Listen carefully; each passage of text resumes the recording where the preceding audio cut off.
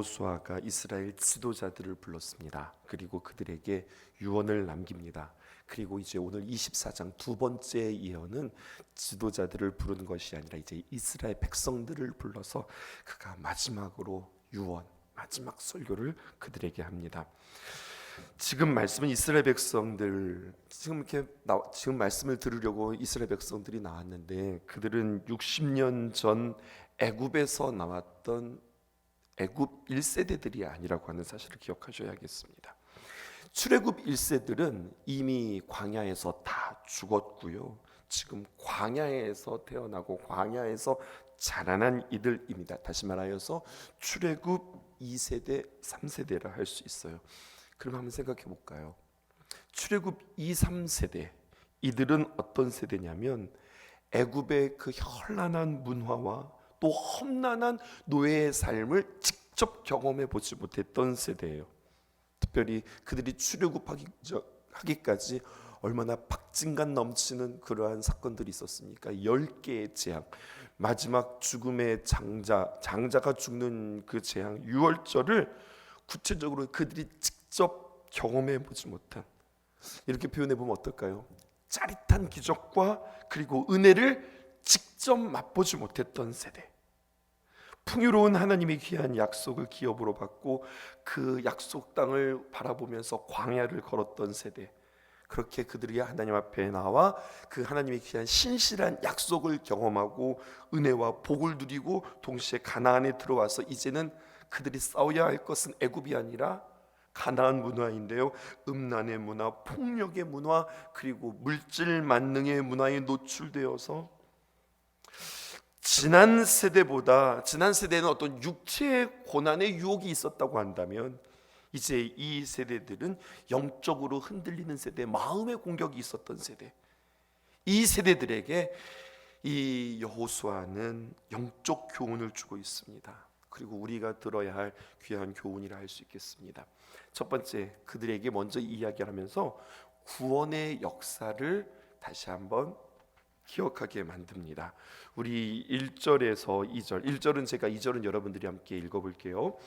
여호수아가 이스라엘 모든 지파를 세겜에 모으고 이스라엘 장로들과 그들의 수령들과 재판장들과 관리들을 부르매 그들이 하나님 앞에 나와 선지라.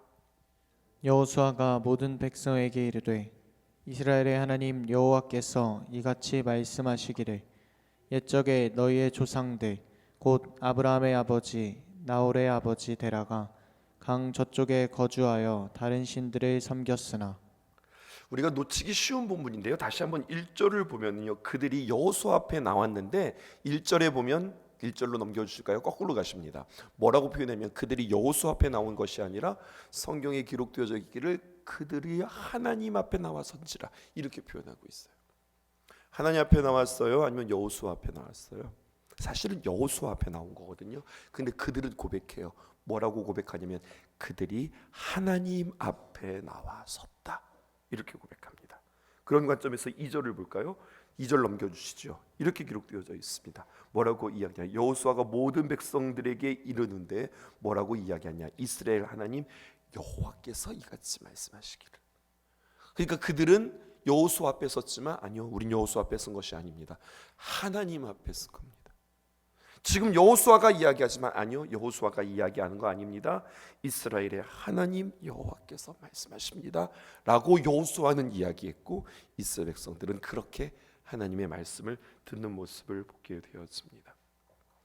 여호수아는 어떤 사람이었을까요? 하나님과 깊은 교제를 나눌 뿐만 아니라 여호와 하나님 앞에 놀라운 전략들을 배우고 싸움의 방법들을 들었고 그렇게 전쟁을 하였고 이겼고 그 땅을 차지했던 사람, 성령 충만했던 사람, 자기가 하고 싶은 말들을 여호와 하나님이 말씀하셨다고 하면서 그 말을 하나님의 말씀으로 덮어 씌우는 것이 아니라 정말로 하나님의 말씀을 듣고 하나님의 말씀을 전하는 영적인 권위가 있었던 여호수아를 우리는 만나게 되었습니다.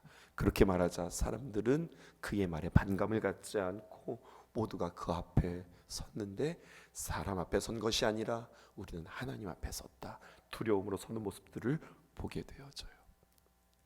이 모습이 많이 부러웠어요.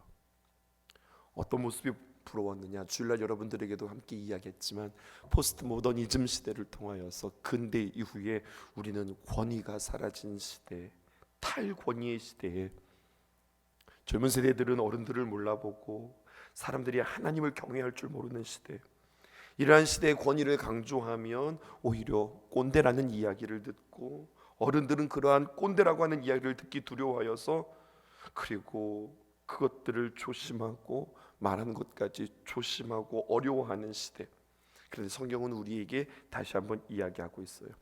권위는 내가 주장하고 내가 세우는 것이 아니라 하나님께서 세워주시는 것. 그리고 그 권위는 어떻게 세워지느냐, 내가 하나님과 더 가까이 할 때, 세상에서 더 멀어질 때에, 또 다른 말로 표현하면 내가 세상에 물들지 않을 때에, 세상의 문화를 따라가지 않을 때에, 그럴 때 하나님 앞에 귀한 권위를 얻을 수 있고 세상을 깨울 수 있고 그리고 그들을 하나님 앞에 세울 수 있다. 성경은 우리에게 이렇게 이야기해요. 예수님을 생각했습니다. 신약으로 넘어가서 예수님을 보면은요, 예수님께서 사람의 몸을 입고 이 땅에 오셔서 사람과 같이 되셨지만 사람과 같이 살지는 않으셨어요. 이 부분이 중요합니다.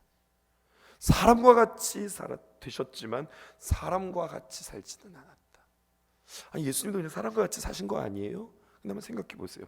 빌립보서 2장 8절에 있는 말씀, 사람의 모양으로 나타나셨음에 자기를 낮추시고 죽기까지 복종하셨으니 곧 십자가에 죽으심이라. 이게 예수님의 라이프예요. 사람과 같이 나타나셨지만 사람들은 자꾸만 자기를 높이죠. 그런데 예수님은 어떻게 했어요? 자신을 낮추셨어요. 사람들은 주장하죠. 하지만 예수님은 어떻게 하십니까? 죽기까지 순종하고 복종하셨어요. 어디까지 죽으셨습니까? 십자가에서까지 죽으셨던 예수님의 모습이에요. 사람과 같이 되셨지만 사람처럼 살지 않았던 예수님을 우리에게 이야기합니다. 세상과 똑같이 세상의 문화의 방법으로 그들을 위로하고 세상의 방법으로 그들을 설득하지 않으셨어요.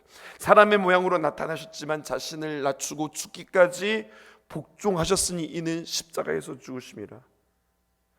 죽는 세상이 따라올 수 없고 흉내낼 수 없는 하나님의 통치와 하늘의 권위와 또 하나님의 귀한 사랑으로 그 마음 가운데 품고 사람들을 이끌고 위로했던 모습, 이것이 성령 충만한 영적 권위를 가진 어른들의 모습이어야 한다고 오늘 성경은 우리에게 이야기하고 있어요. 그리고 어른들은 나이가 많은 자들이 어른들이 아니라 하나님을 깊이 만난 자들이 정말로 어른이 아닐까요? 오늘 본문에서 세 가지의 역사적인 사건으로 이 시간들을 구분합니다. 보니까 이렇게 기록되어져 있어요. 첫 번째는 여호수아서 24장 1절에서 4절까지는 아브라함의 선택과 그의 후손들이 애굽에서 이주하는 이야기. 여호와께서 다른 신들을 섬기는 아브라함을 선택해서 그에게 특별한 은혜를 베푸셔서 약속의 땅 가나안으로 인도하신 뒤에 그에게 많은 복들을 내려주시고 후손들을 볼 수 있게 하셨습니다. 하나님께서 그에게 약속하신 대로 이삭이 또 야곱으로 대대손손 이루어지면서 야곱이 이집트에 내려간 일부터 시작하여서 요약해서 설명하고 있어요. 첫 번째, 아브라함의 선택과 그의 후손들이 애굽으로 내려갔다. 두 번째는요, 5절에서부터 해서 7절까지 그들이 그 땅에서 번성하였고 출애굽 생활과 그리고 광야 생활, 출애굽 사건과 광야 생활을 이야기하고 있어요.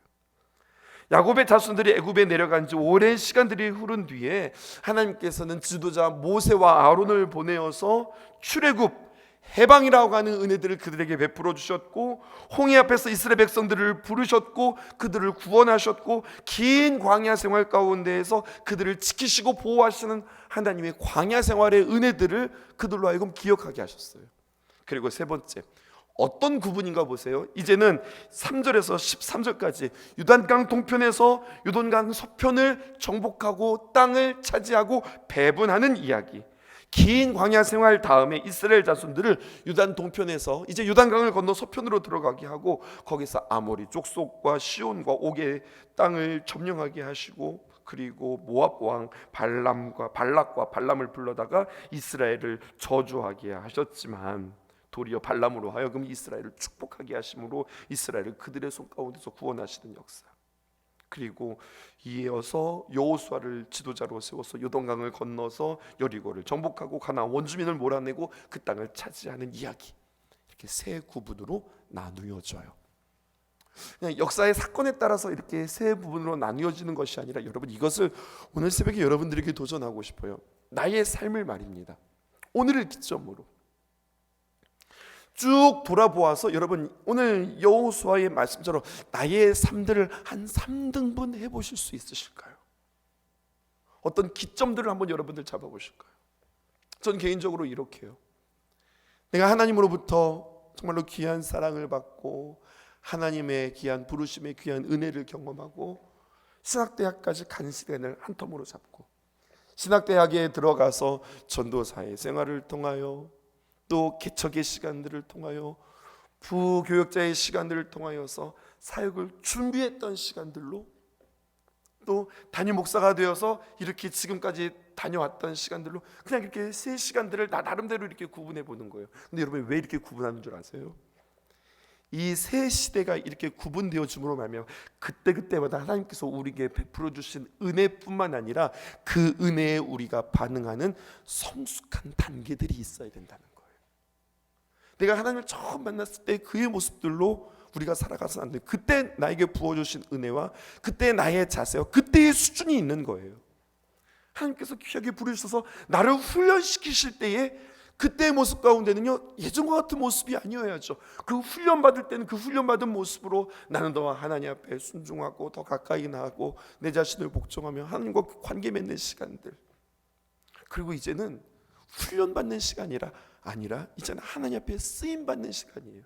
쓰임받는 이 시대에 내가 훈련받는 때의 모습처럼 그렇게 내가 생활하고 그렇게 생각하고 그렇게 하나님과의 관계들을 맺을 수 없다고요. 무엇을 말할까요? 하나님께서 세월이 지나감에 따라서 사건들을 만나는 것들을 통해서 하나님은 더 우리의 하나님을 경험하기를 원하시고요, 하나님을 경험함으로 말미암아 우리의 신앙이 더 깊어지고 성숙하게 되어지기를 원한다고요. 이건 저의 이야기예요.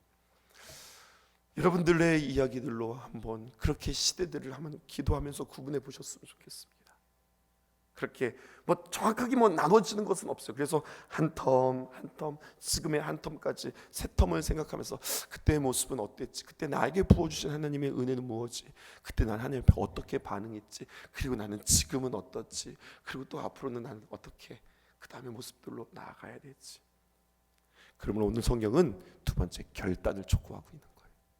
그렇게 우리에게 부어주신 하나님의 귀한 은혜를 생각하며 14절은 제가 15절은 여러분들이 읽습니다. 그러므로 우리의 베풀어주신 하나님의 귀한 은혜를 생각하며 이제는 여호와를 경외하며 온전함과 진실함으로 그를 섬기라. 너희 조상들이 강 저쪽과 애굽에서 섬기던 신들을 치워버리고 여호와만 섬기라. 여러분, 그냥 섬길 수 있다고 오늘 성경은 우리에게 이야기해요. 우리말로 바꾸어 볼까요? 시키니까 그냥 하는 거예요. 하라고 하니까 그냥 하는 거예요. 그냥 하는 거지 그의 마음 가운데는 온전함도 없고 진실함도 없고 중심을 쏟아서 하는 게 아니에요. 그냥 하는 거예요. 하나님을 섬길 때 그렇게 섬길 수 있어요. 우리가 하나님을 믿을 때 그냥 하나님을 그냥 믿을 수 있어요. 근데 오늘 성경에 보니까 그러므로 이제는, 전에는 너희들이 어떻게 했을지 모르지만 이제는, 마지막으로 이 여호수아가 다음 세대들에게 다시 한번 권면하면서 이제는 여호와를 경외하며 그를 섬기라. 전에도 경외하고 섬겼거든요. 그는 더 촉구하죠. 어떻게? 온전함과 진실함으로 그를 섬기라. 너희의 조상들이 강 저쪽과 애굽에서 섬기던 신들을 치워버리고 여호와만 섬기라. 그렇게 권면합니다. 15절입니다. 만일 여호와를 섬기는 것이 너희에게 좋지 않게 보이거든 너희 조상들이 강 저쪽에 섬기던 신들이든지 또는 너희가 거주하던 땅에 있던 아모리 족속의 신들이든지 너희가 섬길 자를 오늘 택하라. 하나님을 믿는다고 할 때 제대로 믿고 하나님 제대로 선택해서 믿어. 오직 나와 내 집은 여호와를 섬기겠노라.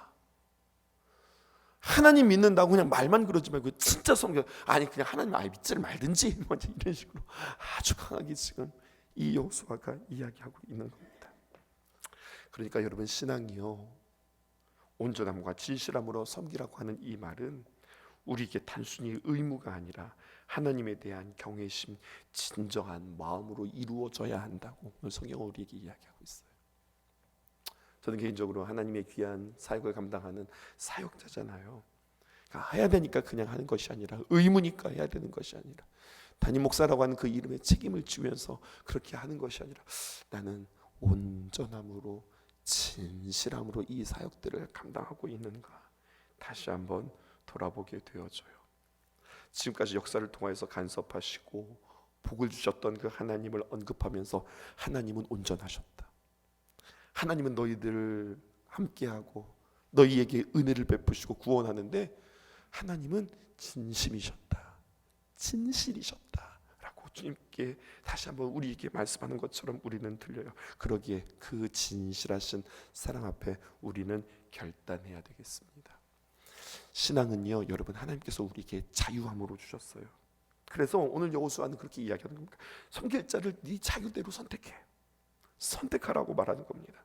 근데 선택하는데 그냥 선택하지 말고 과거의 은혜를 기억하고 한 더 너희들의 지나온 시간들을 생각하며 현재의 선택을 통하여서 하나님을 다시 한번 제대로 섬기기로 결단해라, 그렇게 이야기하고 있는 겁니다.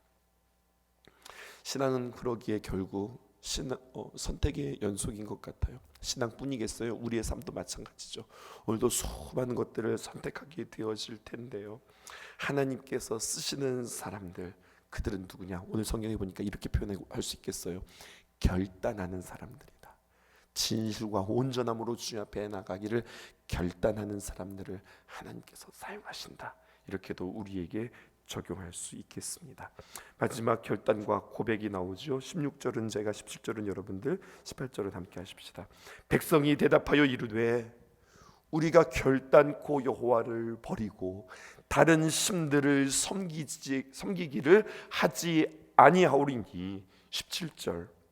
이는 우리 하나님 여호와께서 친히 우리와 우리 조상들을 인도하여 애굽 땅 종되었던 집에서 올라오게 하시고 우리 목전에서 그 큰 이적들을 행하시고 우리가 행한 모든 길과 우리가 지나온 모든 백성들 중에서 우리를 보호하셨음이며. 18절 함께 합시다. 여호와께서 또 모든 백성들과 이 땅에 거주하던 아모리 족속을 우리 앞에 쫓아내셨음이라. 그러므로 우리도 여호와를 섬기리니 그는 우리의 하나님이시니이다 하니라. 여러분, 이스라엘 백성들의 말이 진심이었을까요? 아니면 선택해라 라고 했으니까 그냥 허투루 하는 이야기였을까요? 저는 진심이었다고 생각해요. 진심으로 우리는 여호와만을 섬기겠습니다. 결단코 여호와를 버리지 않고 다른 신들을 섬기지 않겠습니다. 그들의 마음은 진심이었을 것 같아요. 하지만 쭉 해서 역사를 돌아보면 말은 이렇게 했지만 그 당시는 진심이었지만 이 말대로 이스라엘 백성들은 살지 못해요. 이 말씀대로 살지 못해요. 그러므로 우리는 날마다의 결단들이 필요하고 날마다 하나님 앞에 도우심을 구하는 우리가 되어야 할 것입니다. 진심이었다니까요. 신약에서 베드로도 예수님 앞에 진심이었다니까요. 나는 예수님 결단코 버리지 않을 겁니다. 내가 죽을 때까지 내가 목숨을 다해라도 내가 예수님을 절대로 부인하지 않겠습니다 라고 이야기하지만 예수님은 그렇게 진지하게 고백하는 베드로에게 오늘 너는 밤에 닭이 울기 전에 나를 3번 부인하리라 그렇게 말씀하시잖아요. 왜 그럴까요? 자신의 결단만 있기 때문에 그렇습니다. 하나님의 도우심, 하나님의 능력을 경험하는 귀한 삶이 그래서 우리에게 필요해요. 하나님이 우리의 삶을 도우신다. 나의 사역 가운데, 나의 삶 속에, 나의 선택 속에 하나님께서 나와 함께 하신다. 이것을 그때마다 경험할 수 있었으면 참 좋겠습니다. 우리의 삶에서 하나님을 선택하겠다고 하는 의지 뿐만 아니라 더 가까이 하나님을 가까이 하고 세상의 것들을 더 멀리하면서 날마다 주님께서 주시는 그 능력을 경험하고 하나님의 귀한 말씀으로 채워가는 저와 여러분들 되었으면 좋겠습니다. 여호수아 4장에 보면 요단강을 건널 때 기념비 2개를 세우도록 했죠. 또 5장에 보면 할례, 유월절, 또 군대 장관들을 통하여서 하나님의 귀한 말씀들을 새기고 또 간직하는 일들이 있었죠. 날마다 십자가 앞에서는 우리는 그 하나님의 귀한 은혜들을 마음속에 새기고 또 새기고 확인할 수 있는 그런 저와 여러분들 되어지기를 주님의 이름으로 축복합니다. 기도하겠습니다. 오늘 우리 삶에 주의 일 행하시네. 실수가 없으신 완벽한 일하심으로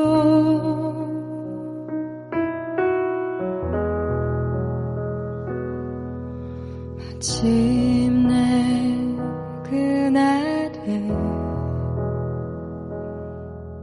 주 약속 이루시네. 천지를 지으신 온전한 그 말씀으로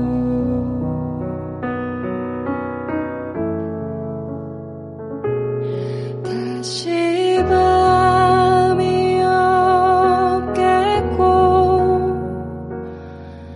햇빛도 쓸데없으리. 하나님이 우리의 영원한 빛 되시네.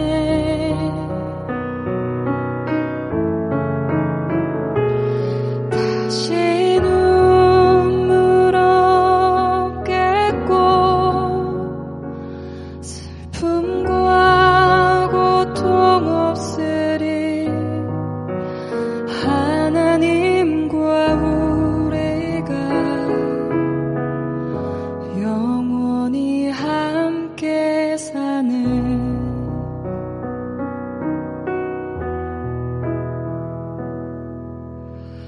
오늘 우리 삶에 주의 일 행하시네. 실수가 없으신 완벽한 일하심으로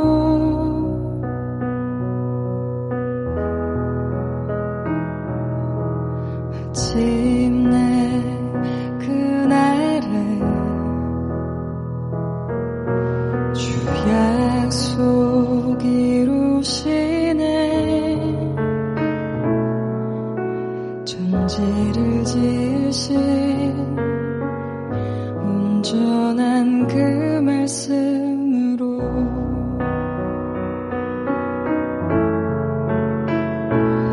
다시 밤이 없겠고 햇빛도 쓸데없으리.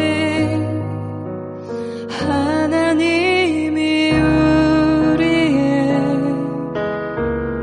영원한 빛 되시네.